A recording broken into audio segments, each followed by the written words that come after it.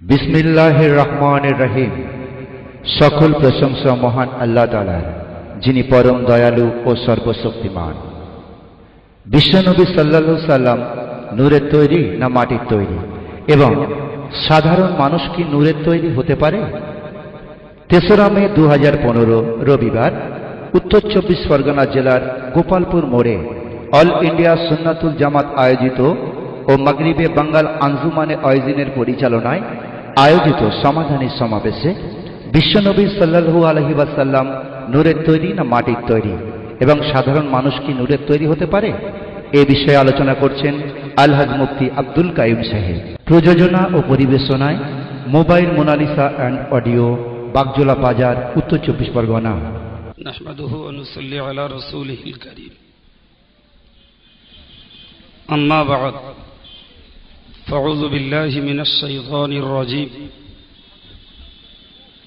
ইউজাহিদুনা ফি সাবিলিল্লাহি ওয়া লা ইয়াখাফুনা লাওমাতা লাইম। قال النبي صلى الله عليه وسلم قل الحق ولو كان مرا। শ্রদ্ধেয় সভাপতি সাহেব, আঞ্জুমানে ওয়াইজিনের সম্মানিত ওলামায়ে কেরাম, এছাড়াও অন্যান্য ওলামা সম্প্রদায়, বিভিন্ন স্থান থেকে ছুটে আসা সত্য অনুসন্ধানী প্রিয় শ্রোতা মণ্ডলী, সকলের প্রতি আন্তরিক দোয়া ও সালাম জানিয়ে অত্যন্ত অল্প সময়ের ভিতরেই একটি বিষয়ের উপরে আলোকপাত করছি। পরে সময় পেলে বাকিগুলোকে টাচ করব। ভাই, তার আগে আমি আমার স্নেহভাজন মৌলানা রজব আলী সাহেবের বক্তৃতার সঙ্গে একটা কথাকে সংযোজন করছি, যদিও সেটি বলা তার হক ছিল, কিন্তু ব্যস্ততার জন্যই বাদ গিয়েছে বলতে। সেটা হলো, ভাই, আজকে দেখবেন যে সমস্ত আলেমেরা টাকা চেয়ে নেওয়াকে জায়েজ বলছে, কেবলমাত্র অর্থ লুটবার চিন্তায় এরা শরীয়তের যে সমস্ত মসলাগুলোতে মুতলাক বা সাধারণভাবে ওয়াজ করে টাকা চেয়ে ওয়াজ করে টাকা নেওয়া যায় বলে ফতোয়া দেয়া আছে। একটু ক্লিয়ার বলছি, একটা পিরিয়ডে ভাই ইমামতি করে ওয়াজ করে কোরআন শিক্ষা দিয়ে মাদ্রাসায় শিক্ষকতা করে টাকা নেওয়া জায়েজ ছিল না। তখন তাদেরকে ভাতা দেয়া হতো, কিন্তু সেই ভাতা যখন বন্ধ হয়েছে, ওলামায়ে মুতাআখিরিনগণ তথা শেষ জমানার আলেমেরা তখন দ্বীন ও শরীয়তের পক্ষে যারা খিদমত করে তাদেরকে তাদের পারিশ্রমিক দেওয়া জায়েজ বলেছেন। এই জায়েজের ফতোয়া বড় বড় ফতোয়ার কিতাবে রয়েছে, যে মৌলিকভাবে ইমামতি করে আজান দিয়ে মাদ্রাসায় শিক্ষকতা করে ওয়াজ করে যে পয়সাটা দেওয়া হয় বা দেয় কর্তৃপক্ষ, সেটা গ্রহণ করা জায়েজ। যে কথা দাদা হুজুর কিবলাও বলেছেন যে বিনা সলাহে কর্তৃপক্ষ যা দেয় তা নেওয়া জায়েজ। কত বোঝা গেছে কি?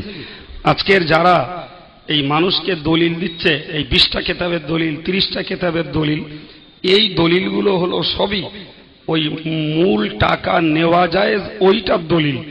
আসলে সেখানে চুক্তি করা শব্দ নেই। আম জনতা যেহেতু কিতাব দেখতে জানে না, ওদেরকে গাদা কিতাব নাম বলে দিচ্ছে আর বলছে এইসব কিতাবে টাকা চুক্তি করে নেওয়া জায়েজ বলা আছে। জি, কিন্তু আমি আপনাকে বলছি ওটা সম্পূর্ণ ব্লাফ, সম্পূর্ণ ধোঁকা। মূলত টাকা নেওয়া জায়েজ, সেই কথাটা কিতাবে লেখা আছে, আর এরা চুক্তি শব্দটা এদের পকেট থেকে আমদানি করেছে। কথা বোঝা গেছে?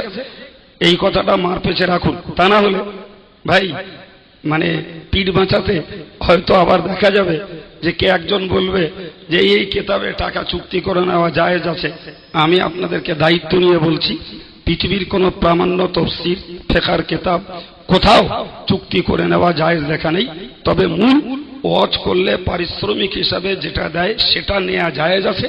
ওই জায়েজের সঙ্গে এরা নিজেদের পকেট থেকে চুক্তিটা যোগ করে কিতাবের নামগুলো বলে দিয়ে সাধারণ নিরীহ মানুষদেরকে ধোঁকা দিচ্ছে। কথা ক্লিয়ার হয়েছে? জি। এরপরে যে বিষয়টা নিয়ে বিতর্ক রয়েছে ভাই, সেটি হলো রাসূলুল্লাহ নূরের তৈরি না মাটির তৈরি। ভাই, বিরোধী সম্প্রদায় যারা, বিরোধী মতবাদের যারা, তারা তো রাসূলুল্লাহকে নূরের তৈরি বলতে মানতেই রাজি না। বিশেষ করে বর্তমান জমানায় যারা জাকির নায়েক ভক্ত হয়েছে, জি, এরা তো রাসূলুল্লাহকে নূরের তৈরি বলে এক মুহূর্তের জন্য মেনে নেয় না।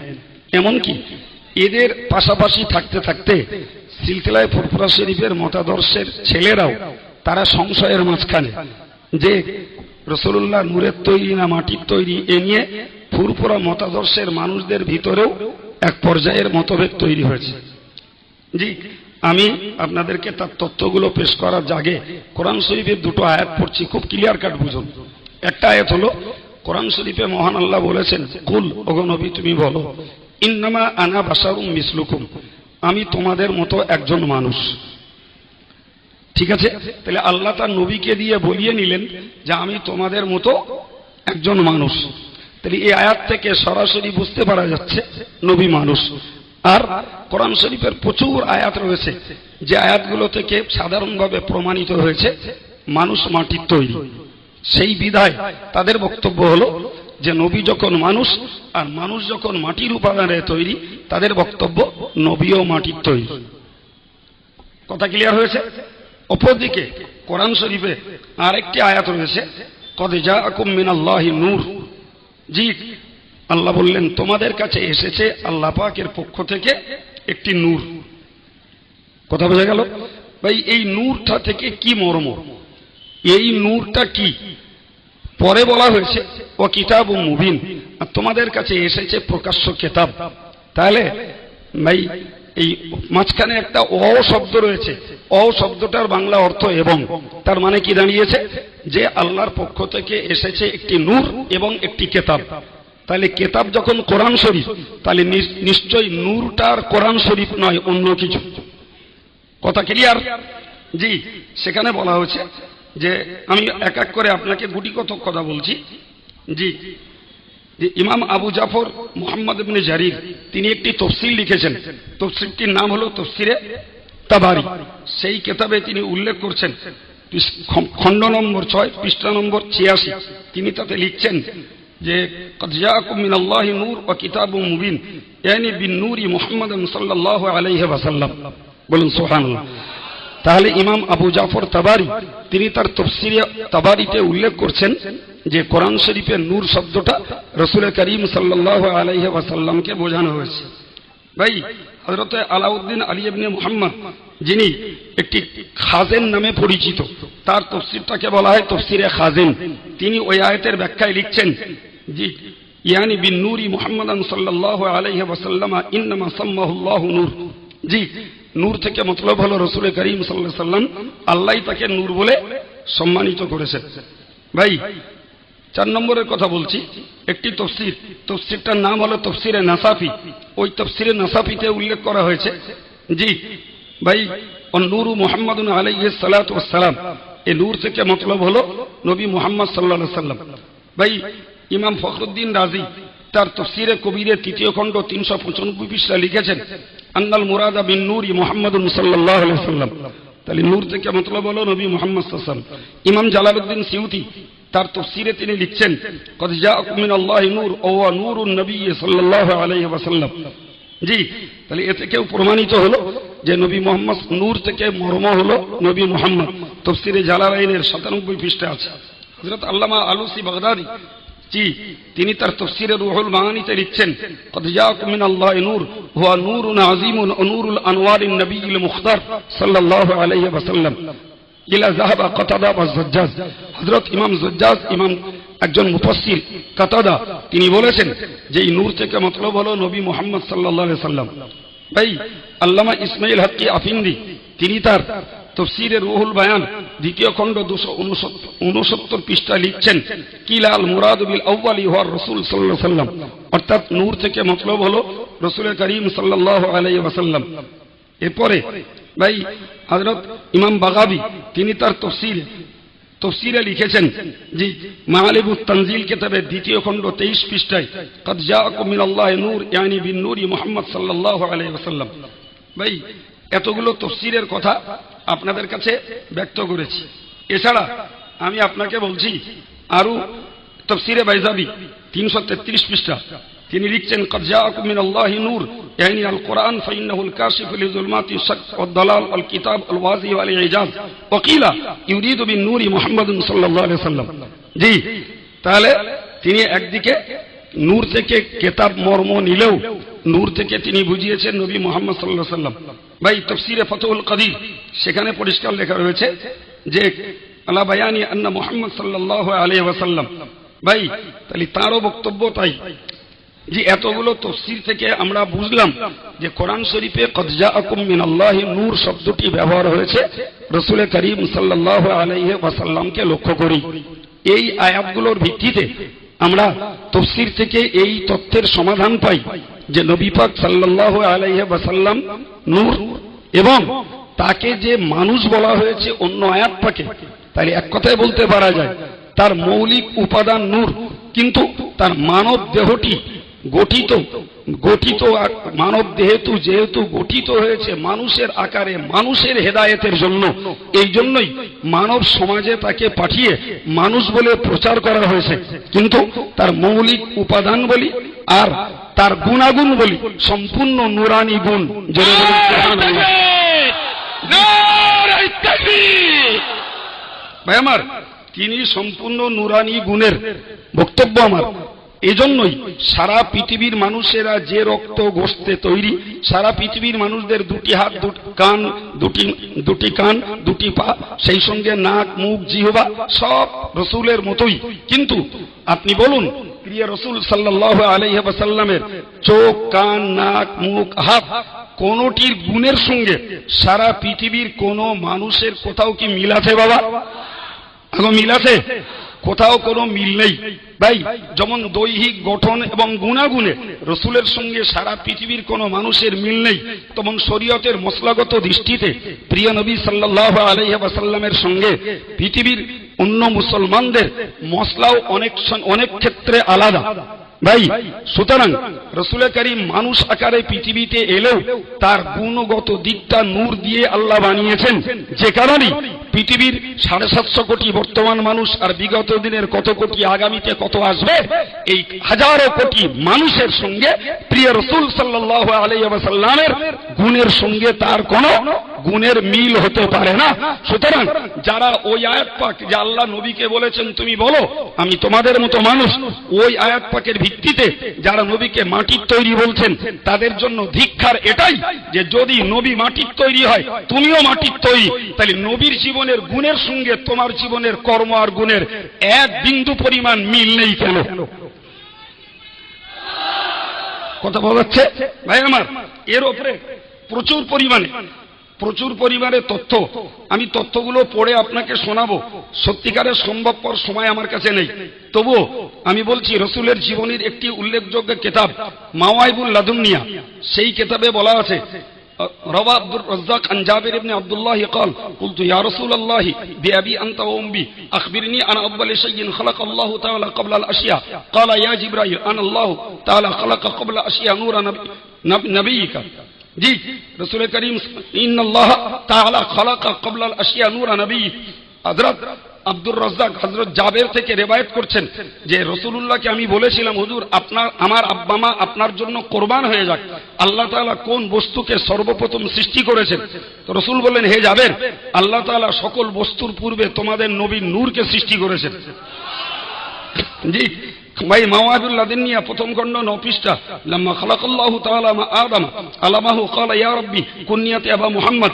ক্বালা তাআলা ইয়া আদম ইরফা রাসাকা ফারাফা রাসাহু ফারা নূরু মুহাম্মাদিন ফি সুরাদিকিল আরশ فقال يا ربي ما هذا نور نبي من ذريتك اسمه في سماء ভাই في السماء احمد وفي الارض محمد لولا ما خلقتك ولا خلقت السماء ولا الارض জি ভাই মাওয়াইবুল লাদুনিয়াতে লেখা হয়েছে হযরত আদম আলাইহিস সালাতু ওয়াস সালামকে আল্লাহ তৈরি করে তাকে একটা উপনাম দিয়েছিলেন উপনামটি হলো আবু মুহাম্মদ কার উপনাম হযরত আদমের উপনাম তো হযরত আদম আল্লাহকে জিজ্ঞাসা করলেন আল্লাহ আপনি আমার উপনাম আবু মুহাম্মদ কেন রাখলেন তো আল্লাহ বললেন হে আদম তুমি মাথাটাকে উঁচু করে আরশের দিকে দেখো তিনি দেখলেন যে আরশের পর্দায় রাসূল করিম সাল্লাল্লাহু আলাইহি সাল্লামের নূর দেখতে পেলেন জোরে বলুন সুবহানাল্লাহ তখন তিনি বললেন হে আল্লাহ এ কোন নবীর নূর বললেন ইনি তোমার সন্তানদের মধ্যকার একটা সন্তান, আসমানে যার নাম আহমদ আর জমিনে যার নাম মুহাম্মদ, তাকে সৃষ্টির উদ্দেশ্য আমার না থাকলে আমি না সৃষ্টি করতাম তোমাকে, না জমিনকে, না আসমানকে। জোরে বলুন ভাই।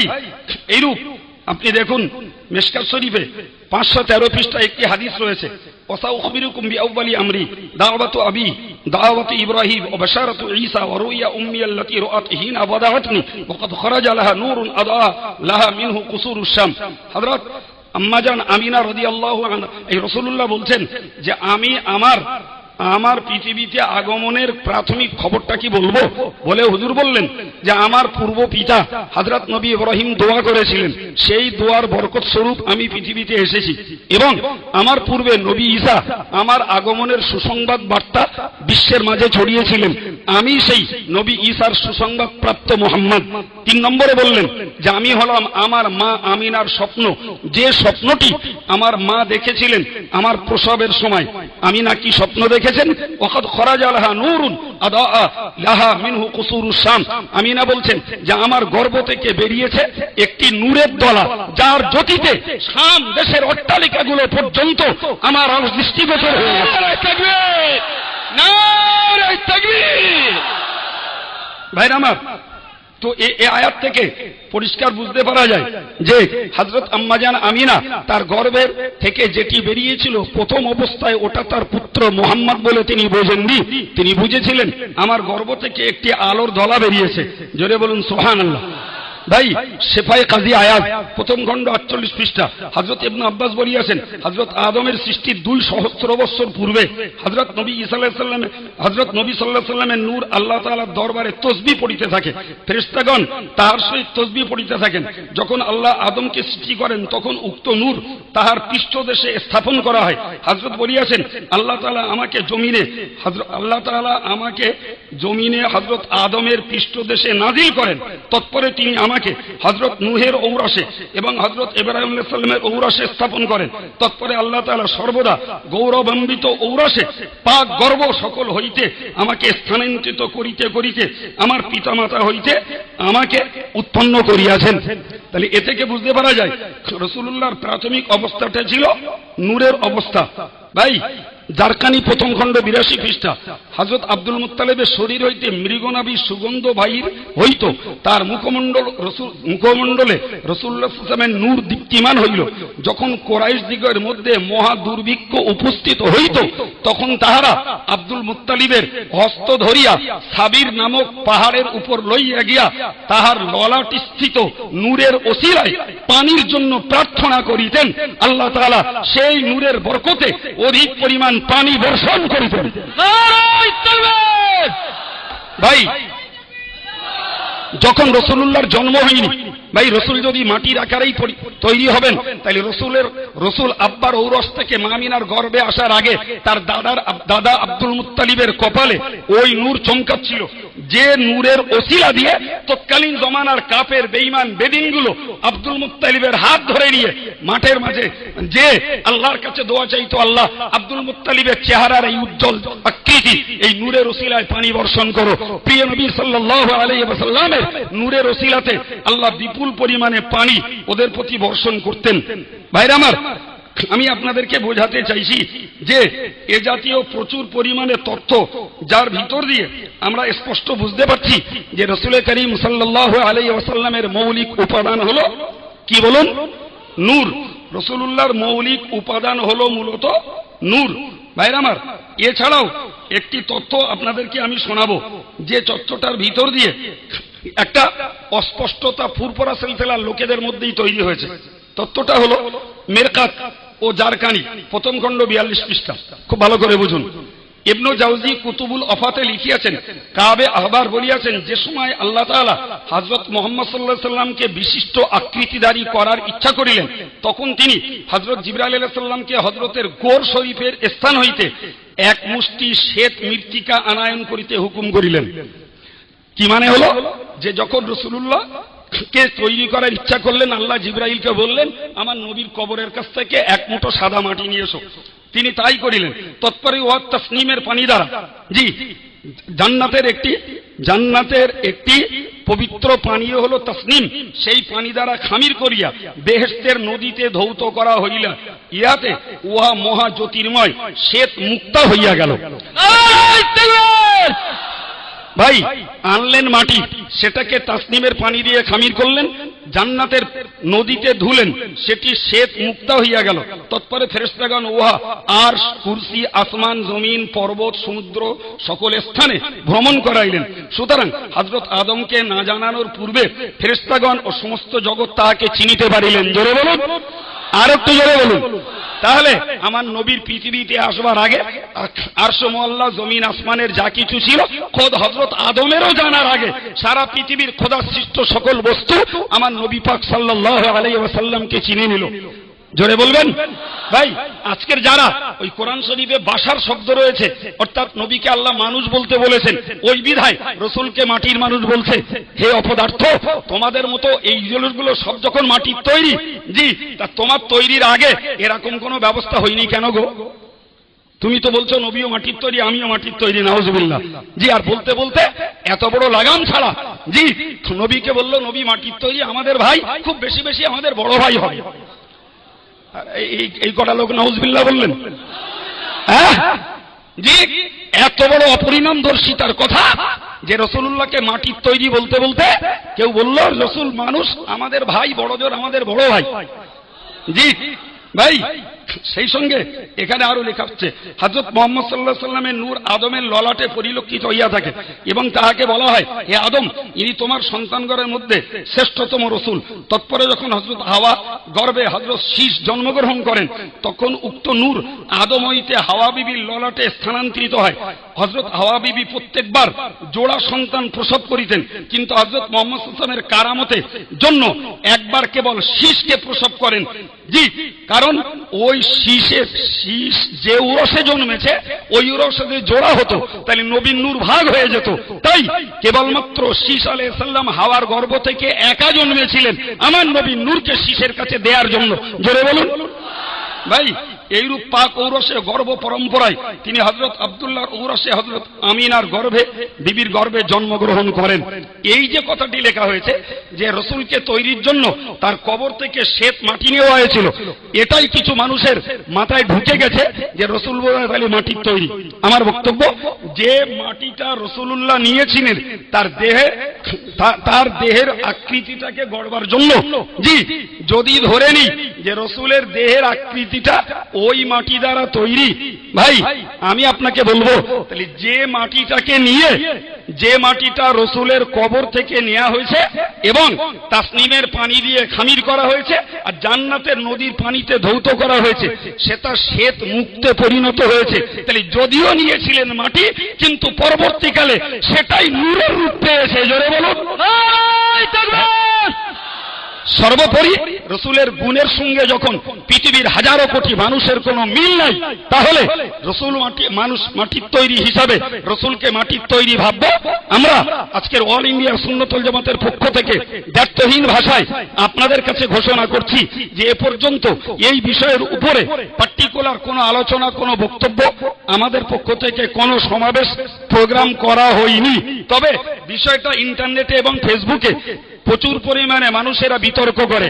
আজকে আমরা ঘোষণা করছি যে স্পষ্ট ভাষায়, এর আগে যা বলেছি আনঅফিসিয়ালি কোন বক্তা বলেছেন, আমি বলেছি, XYZ যে কেউ বলেছেন, আজকের আনুষ্ঠানিকভাবে সুন্নতুল জামাতের পক্ষ থেকে, মাগরিবি বাঙ্গাল আঞ্জুমানে ওয়াইজিনের পক্ষ থেকে, এই সমাবেশের পক্ষ থেকে সারা ভারতবর্ষ নয় সারা বিশ্বময় এই দাবি করতে চাইছি, রাসূল করিম সাল্লাল্লাহু আলাইহি ওয়াসাল্লামের মৌলিক উপাদান নূর এবং তিনি রীতিমত নূরের তৈরি। জি, এবং এই জন্যই গোটা পৃথিবীর হাজারো কোটি মানুষের গুণাগুণের সঙ্গে আমার প্রিয় নবী সাল্লাল্লাহু আলাইহি ওয়াসাল্লামের গুণের এক বিন্দু পরিমাণ কোথাও মিল খায় না। এই আত্মবিশ্বাস, এই আকীদা নিয়ে আপনারা চলুন।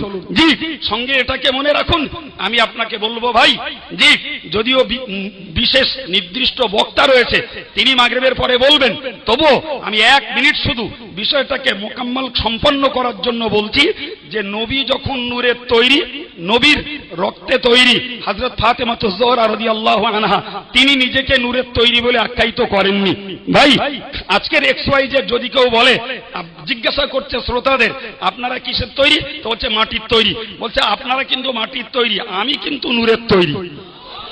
ভাই যে ভদ্রলোক নিজেকে নূরের তৈরি বলে আখ্যায়িত করছেন, সে ভদ্রলোকের আব্বা, তার দাদারা, তার পরদাদা, জি সেই বংশের কেউ আজও পর্যন্ত নিজেকে নূরের তৈরি বলে আখ্যায়িত করেননি।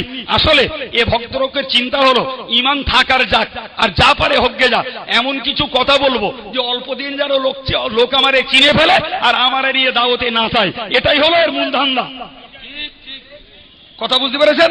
তা না হলে যে কথা ইতিপূর্বের কেউ বলিনি, তার বংশের কেউ না, জি এ কথা যে বলছে নিশ্চিত তার কাজই হলো অন্যায়, অবিচার, মিথ্যা এবং ভুল ফতোয়া, ঈমান বিরোধী কথাবার্তা যাই পারি বলি, লোকে আমারে চিনুক, এটাই হলো এর মূল স্বপ্ন। আপনারা এই মানুষটাকে চিনুন এবং আমরা পরিষ্কার বলছি যে তা থেকে সাবধান হওয়ার চেষ্টা করুন। আমরা বারবার সমাবেশ করব না, জি আমরা একবার শুধু আমাদের হক আদায়ের জন্য এই কথা বলেছি। দ্বিতীয়বার সমাবেশ করে আমরা এর পাল্টা কেউ বললে তার জবাব দিতে যাব না। আমরা আমাদের ঈমানি দায়িত্ব পালন করেছি। এরপরে যদি কেউ ওই ধোঁকাপূর্ণ কথায় পড়ে হাততালি দেন আর নাচেন, তার আইন তিনি হাতে তুলে নিয়েছেন বলেই আমরা মনে করব। এই কথা বুঝতে পারেননি? জি ভাইরা আমার, প্রাসঙ্গিক বক্তব্য যেটাতে বলতে চাইছিলাম, মোটামুটি রাসূলুল্লাহ নূরের তৈরি না মাটির তৈরি, বিষয়টা আপনাদের কাছে ছাড়িয়ে গেছে। সুতরাং এরপরে ডক্টর জাকির নায়েক, তার হ্যান্ড যারা থাক এবং তার পরবর্তীকালের অনুসারী যারাই হন না কেন, আমি আপনাদেরকে বলবো যে তাদের এই ভ্রান্ত অপপ্রচারের সঙ্গে আমরা একমত নই। জি বরং আমরা মনে করব এক কথায় এরাও আর এক শ্রেণীর আধুনিক দেশের ফিতনাবাজ। জি সতর্ক হন ভাই। যদিও মাতিন সাহেবের বক্তব্য ছিল যে আমি অন্য বিষয়গুলোতে টাচ করি, কিন্তু প্রত্যেকটা বিষয়ের নির্দিষ্ট বক্তা রয়েছে। ভাই আমাদের এটাই বৈশিষ্ট্য, আমরা এক নামে সভা ডেকে আর এক চিটিংবাজি করি না কোনোদিন। এই করেছি ভাই, ইতিপূর্বের রেকর্ড আছে যে আমেরিকা বিরোধী সমাবেশ ডেকে সেখানে আমাদের নামে গাল দেওয়া হয়েছে। ইতিপূর্বে রেখা হয়েছে কারুর নামে ইসালে সব ডেকে তার গুণাগুণ বলা বাদ দিয়ে যে অন্য কিছু বলে মানুষকে হয়েছে। আমরা যে আলোচনার প্রোগ্রাম দিয়ে নির্দিষ্ট বিষয় দিয়ে বিজ্ঞাপন ছেড়েছিলাম, শুরু থেকে এ পর্যন্ত আমাদের বিষয় ভিত্তিক আলোচনা চলছে না, চলে না? জি আমাদের এখনো প্রত্যেকটা প্রোগ্রামের নির্দিষ্ট বক্তা রয়েছে ভাই, এবং তারা ইনশাআল্লাহ শেষ পর্যন্ত প্রত্যেক বক্তাই শরীক হবেন এবং প্রত্যেকটা নির্দিষ্ট বিষয়ের উপরেও বক্তব্য রাখবেন। বিশেষ করে আপনারা মনে রাখবেন এখনো দুটো বিষয় মারাত্মক ভাইটাল। একটা হলো আজকে তীর তো ব্যাঙের ছাতির মতো গজিয়েছে। জি পীর কাকে বলে, এর উপরে হাফেজ মাওলানা হাসানুল্লাহ সাহেব এবং আলহাজ মাওলানা ইয়াকুব আলী সাহেব দুজন তথ্যভিত্তিক বক্তব্য রাখবেন।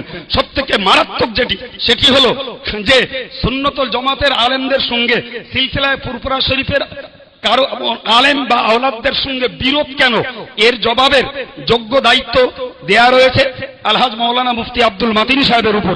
তিনি এর যোগ্য জবাব দেবেন। সুতরাং আমি আপনাদেরকে বলবো যে আল্লাহর রাস্তায় কষ্ট করে এসেছেন, সুন্নতুল জামাতের লোকেরা পড়তেও জানে, ভিজতেও জানে। জানে না?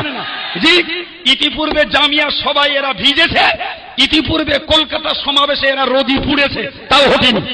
কথা ঠিক না বলুন? নারায়ে তাকবীর।